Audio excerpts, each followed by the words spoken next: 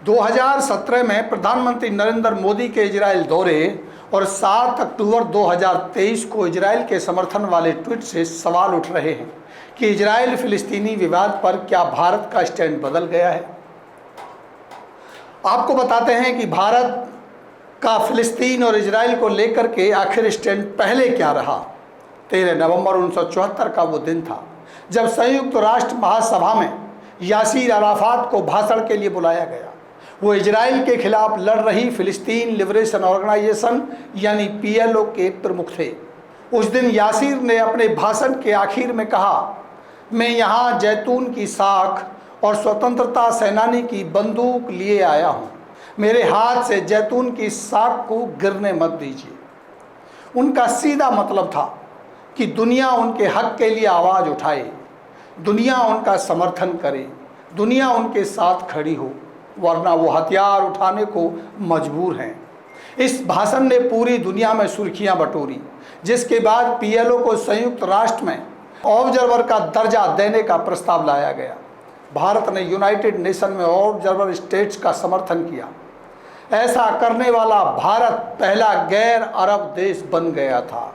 उस वक्त इंदिरा गांधी की सरकार हुआ करती थी और इंदिरा गांधी को भारत का एक दबंग प्रधानमंत्री माना जाता है। कहा जाता है और कहा जाता भी था कि इंडिया ही इंदिरा थी। महात्मा गांधी जैसे अंग्रेजों का इंग्लैंड है, उसी तरह अरबी का फिलिस्तीनी है। ये बात महात्मा गांधी ने कही। 1938 में हरिजन पत्रिका में महात्मा गांधी ने लिखा था कि फिलिस्तीनी उसी तरह अरबी लोगों का देश है जैसे अंग्रेजों का इंग्लैंड और फ्रांसीसियों का फ्रांस है।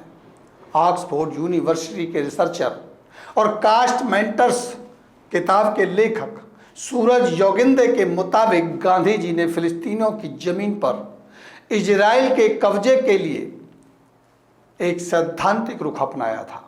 गांधी इस विवाद का जिम्मेदार अंग्रेजों को मानते थे। यहूदियों से महात्मा गांधी सहानुभूति भी रखते थे। वही कहते थे कि हिंदुओं में जैसे अछूत है, उसी तरह से ईसाई लोग भी यहूदियों को अछूत मानते हैं। वह मानते हैं कि इजराइल नाम से नया देश बनने के बाद अरब और यहूदियों के बीच दूरी बढ़ेगी। प्रोफेसर PR कुमारस्वामी अपनी किताब squaring the circle Mahatma and the Jewish homeland में लिखते हैं कि गांधी के लिए इजराइल का मुद्दा धर्म और साम्राज्यवाद दोनों से जुड़ा है। यहूदियों को लेकर गांधी के विचार भारत की आंतरिक राजनीति से प्रेरित थे। गांधी को यहूदी धर्म के बारे में कुछ ज़्यादा नहीं पता था। यही वजह है कि इजराइल को लेकर के उनका स्टैंड क्लियर नहीं था। खिलाफत आंदोलन और उसके बाद उनका झुकाव फिलिस्तीन के लोगों की ओर हुआ था। जवाहरलाल नेहरू कहते हैं कि फिलिस्तीन तोड़कर अलग यहूदी देश बनाने के खिलाफ थे, माना यह जाता है। लेकिन उसके बावजूद भी आज परिस्थितियां बदली हैं। यूरोपियन यूनियन और यूनाइटेड नेशन में लंबे समय तक भारत के राजदूत रहे अर्जुन सेन गुप्ता के मुताबिक इजराइल को लेकर नेहरू का विचार उन्हें गांधी से विरासत में मिला था। भारत के पहले प्रधानमंत्री जवाहरलाल नेहरू यहूदियों की पीड़ा के साथ सहानुभूति रखते थे, लेकिन फिलिस्तीन तोड़कर अलग यहूदी देश बनाने के खिलाफ थे। नेहरू का मानना था कि फिलिस्तीन के अंदर ही यहूदी और मुस्लिम समुदाय को अलग से स्वायत्त राज्य दिया जाना चाहिए। यरूशलेम मुस्लिम और यहूदी दोनों एक के लिए पवित्र जगह है। ऐसे में इस शहर को विशेष दर्जा दिया जाना चाहिए। फिलिस्तीन को तोड़कर यहूदियों को अलग देश दिए जाने से वहां रह रहे 6 लाख से ज़्यादा फिलिस्तीनियों के साथ अन्याय होगा। जवाहरलाल नेहरू सरकार ने न सिर्फ फिलिस्तीनी के विभाजन का बल्कि संयुक्त राष्ट्र के इजराइल की एंट्री के खिलाफ भी मतदान किया था।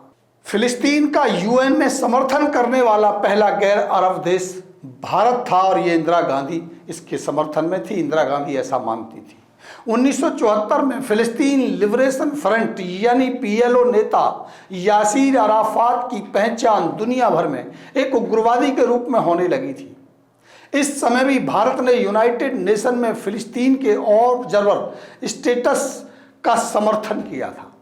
ऐसा करने वाला भारत पहला गैर अरब देश बन गया था। इस वक्त इंदिरा गांधी सत्ता में थी।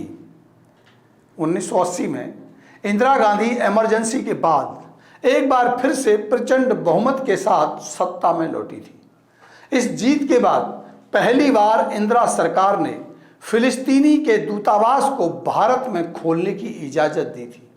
फिलिस्तीन के समर्थक में इंदिरा गांधी ने दूतावास को जगह दी, दूतावास को खुलवाया। जब यासीर दुनिया के कई देशों में पाबंदियों का सामना कर रहे थे, तब अप्रैल 1984 में प्रधानमंत्री इंदिरा गांधी ने लीबिया की राजकीय यात्रा के बाद ट्यूनिस में अराफात के मुख्यालय का दौरा किया था। जब 6 महीने बाद इंदिरा की हत्या कर दी, तो फिलिस्तीन के नेता यासीर अराफात उनकी अंतिम संस्कार की यात्रा में शामिल होने के लिए भारत आए थे और सार्वजनिक रूप से रोए भी थे। इसलिए कहा जाता है कि भारत हमेशा से फिलिस्तीनियों के साथ रहा है और इजराइल के साथ उसने हमेशा इस बात का विरोध किया कि इजराइल ने फिलिस्तीनियों की ज़मीनों पर कब्जा किया है। लेकिन आज परिस्थितियां बदल रही हैं। प्रधानमंत्री नरेंद्र मोदी का जब से ट्वीट आया है इजराइल को लेकर के, तब से बहस अलग तरह से छिड़ी है और भारत की मीडिया लगातार इजराइल के समर्थन में खबरें कास्ट कर रही है। अब देखना ये होगा कि इजराइल और फिलिस्तीन का ये युद्ध किस मोड़ पर जाकर रुकेगा।